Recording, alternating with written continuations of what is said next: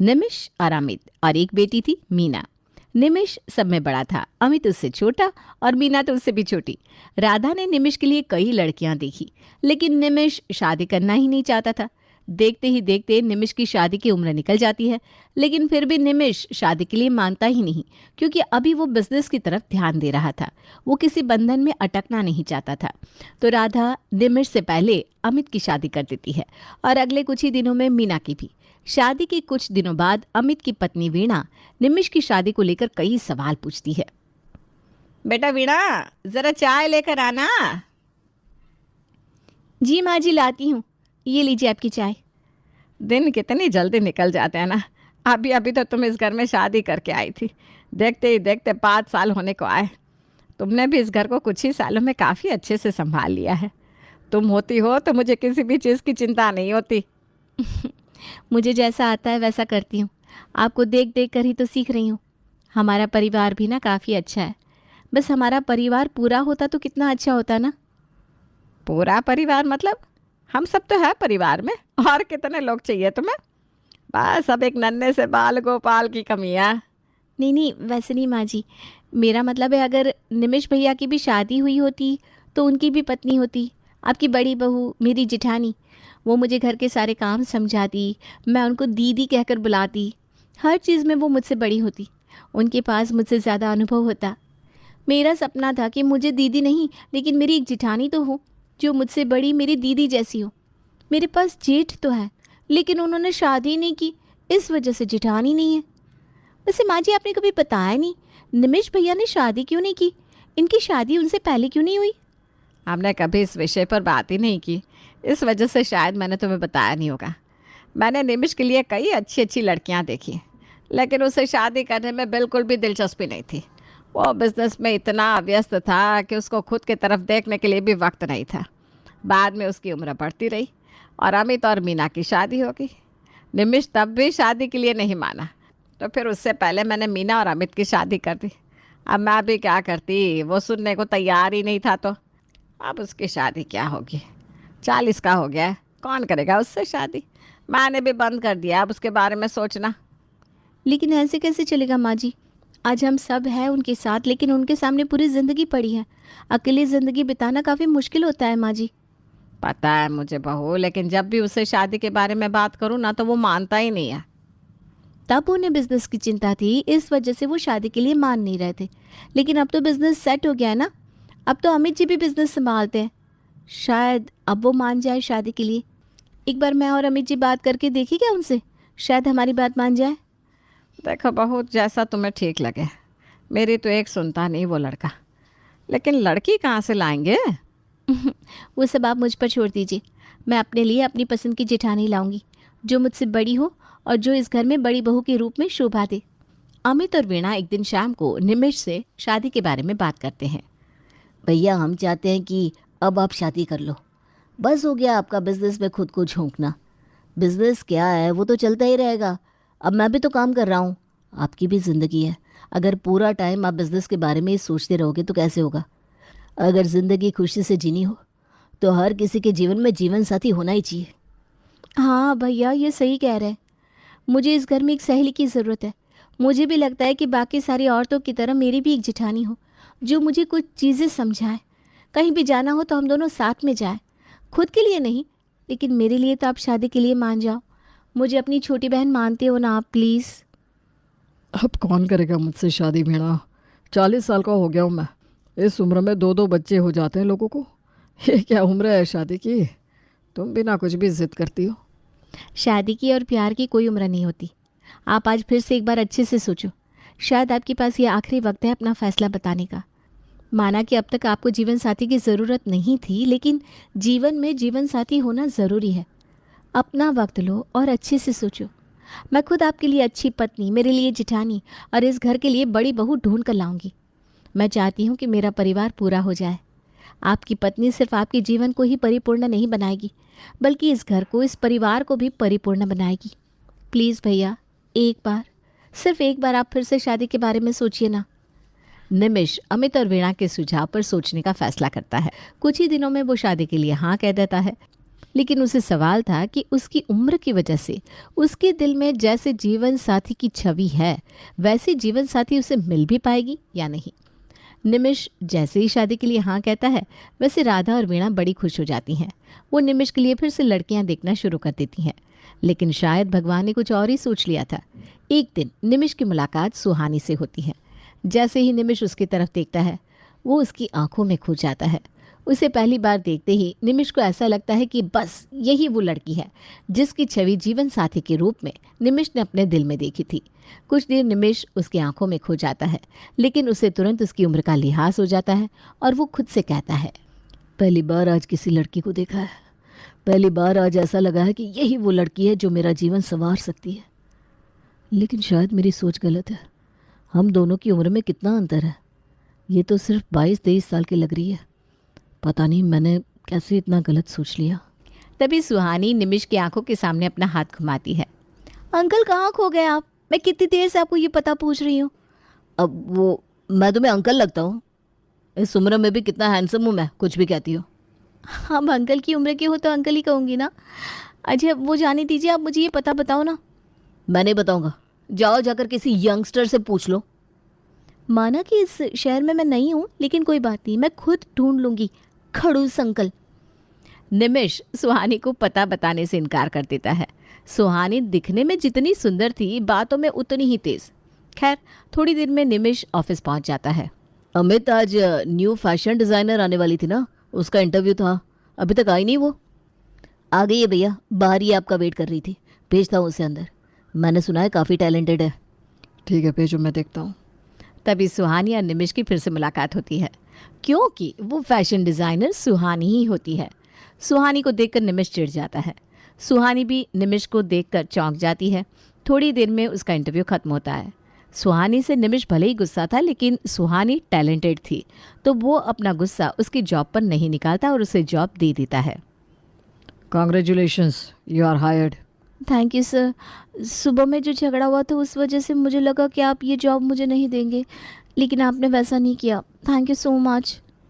मुझे कहीं का गुस्सा कहीं निकालने की आदत नहीं है। मैंने तुम्हें तुम्हारे टैलेंट की वजह से जॉब दिया है, लेकिन मुझे काम में कोई काम चोरी नहीं चाहिए, नहीं तो मुझे तुम्हें फायर करने में 1 मिनट नहीं लगेगा। जी जी सर, मैं आपको शिकायत का कोई मौका नहीं दूंगी। जॉब की वजह से अब सुहानी और निमिष की लगातार मुलाकातें होती रहती। थोड़े ही दिनों में उन दोनों ने एक दूसरे को अच्छे से पहचान लिया था। देखकर सबको ऐसा ही लगता था कि निमिष गुस्से वाला है, लेकिन उसके साथ वक्त गुजरने से सुहानी को निमिष अच्छा लगने लगा था। भले ही वो ऑनर और एम्प्लॉय थे, लेकिन उन दोनों में अब अच्छी दोस्ती भी हो गई थी। पहले ऑफिस के कामों से, बाद में पर्सनल कामों से वो लगातार मिलते रहते।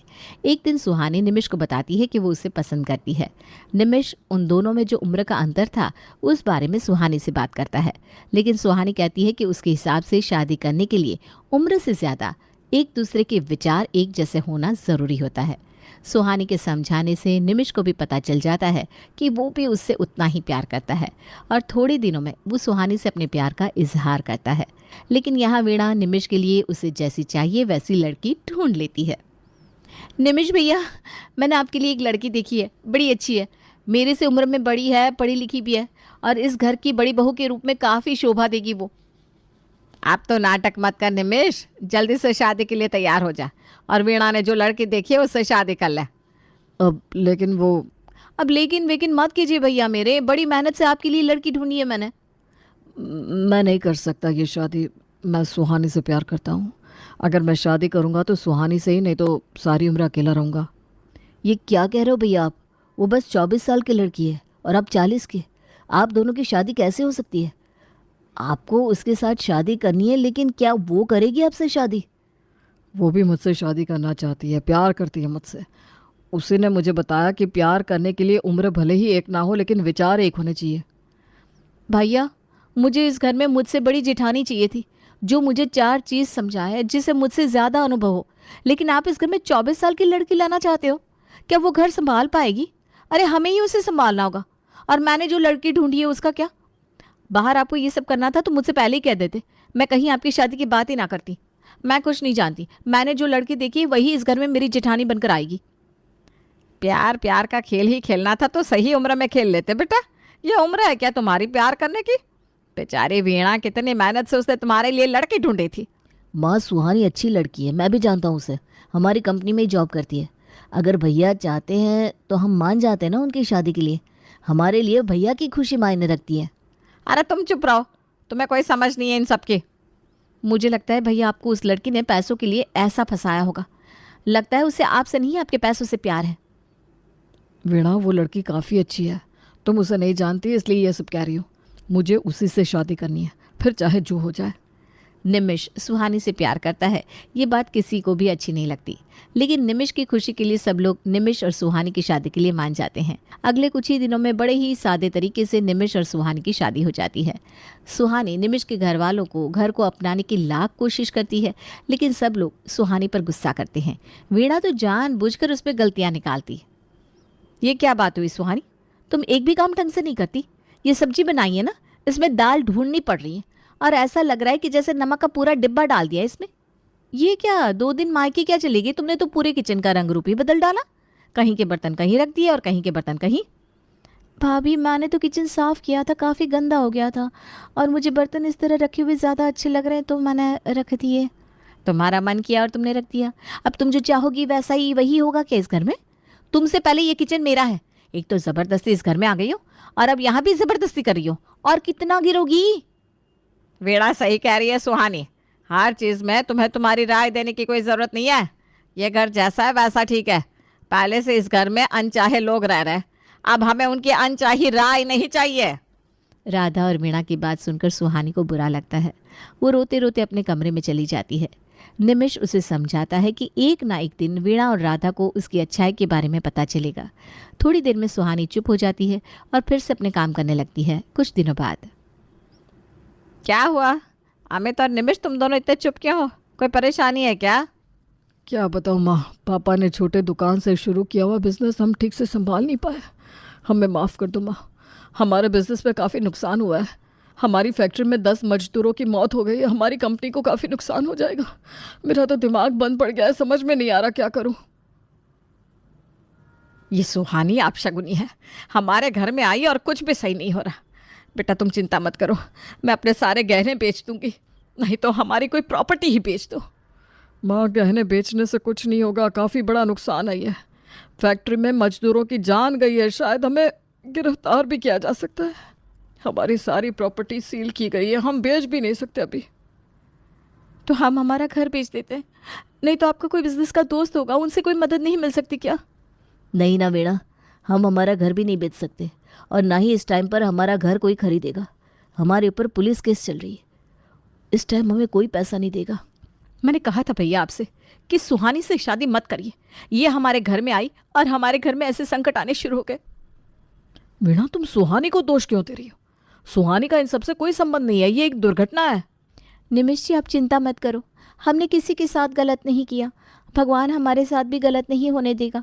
हम सब मिलकर सब कुछ संभाल लेंगे। 2 दिन से घर में काफ़ी परेशानियां चल रही थी। आज सुबह कोर्ट की तारीख थी तो सब मर्द कोर्ट जाने के लिए तैयार होते हैं। बेटा निमिष, पैसों का कोई इंतज़ाम हुआ? नहीं माँ, पैसे का तो कोई इंतज़ाम नहीं हुआ। पता नहीं आज क्या होगा कोर्ट में। अगर आज जो नुकसान हुआ है मजदूरों का उनकी भरपाई नहीं की तो हमारे बिजनेस को शायद आज स्टे लग जाएगा।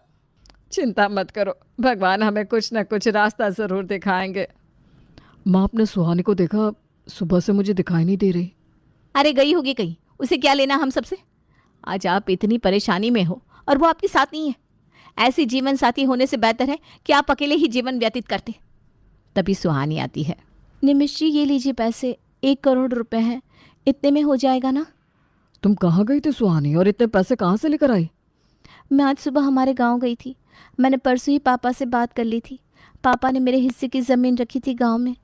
मुझे लगा शायद ज़मीन मेरे कोई काम नहीं आएगी, लेकिन आज वही ज़मीन की वजह से हम हमारी मुसीबत का सामना कर पाएंगे। और पैसे लगे तो पापा देने वाले हैं, आप चिंता मत कीजिएगा। तुम नहीं जानती तुमने हम पर कितना बड़ा एहसान किया है। अगर आज पैसे नहीं मिलते तो हम हमारा बिजनेस हमेशा के लिए खो देते। ये कोई एहसान नहीं है, ये मेरा कर्तव्य है। भले ही इस परिवार ने मुझे कभी अपनाया नहीं, लेकिन मैं पूरे दिल से इस परिवार को अपना मानती हूँ। तुम्हारे पापा के पास इतने पैसे हैं तो फिर तुम कंपनी में जॉब क्यों कर रही थी? फैशन डिज़ाइनिंग करना मेरा सपना था। मैं जॉब पैसों के लिए नहीं कर रही थी। सुहानी बहू, तुम उम्र में काफ़ी छोटी हो, लेकिन आज सच में तुमने बड़ी बहू होने का फ़र्ज़ निभाया है। आज मैं तुम्हें दिल से अपना मानती हूँ, अपनी बड़ी बहू के रूप में तुम्हारा स्वीकार करती हूँ। मेरे बेटे की पसंद गलत नहीं थी, मुझसे ही गलती हो गई तुम्हें पहचानने में, मुझे माफ़ कर दो। माँ जी, आप मुझसे बड़ी हो, आपने मुझे अपनाया, मुझे सब कुछ मिल गया, मुझसे माफ़ी मांगने की कोई ज़रूरत नहीं है। नहीं बहू, सच में आज तुमने हम पर एहसान किया है। तुमने मेरा भी कितना ख्याल रखा, वक्त पर दवाई दी, अपने पापा जैसी इज्जत दी, लेकिन हमने कभी तुम्हें अपनाया नहीं। हमें माफ़ कर दो। सच में सुहानी भाभी, मैंने तुम्हें पहचानने में गलती कर दी। मुझसे बड़ी जेठानी चाहिए थी, इस जिद में मैंने तुम्हें घर वालों से काफ़ी डांट सुनवाई, लेकिन आज आपने साबित कर दिया कि आप इस घर की बड़ी बहू के रूप में शोभा देती हो। सुहानी की आंखों में आंसू आ जाते हैं। परेशानी भले ही बड़ी थी, लेकिन सब एक साथ मिलकर इस परिस्थिति का सामना करते हैं और अपने घर और बिजनेस को बचाते हैं। हर तरफ से क्लियर ब्राइट स्किन कैसे? Pond's bright beauty serum cream.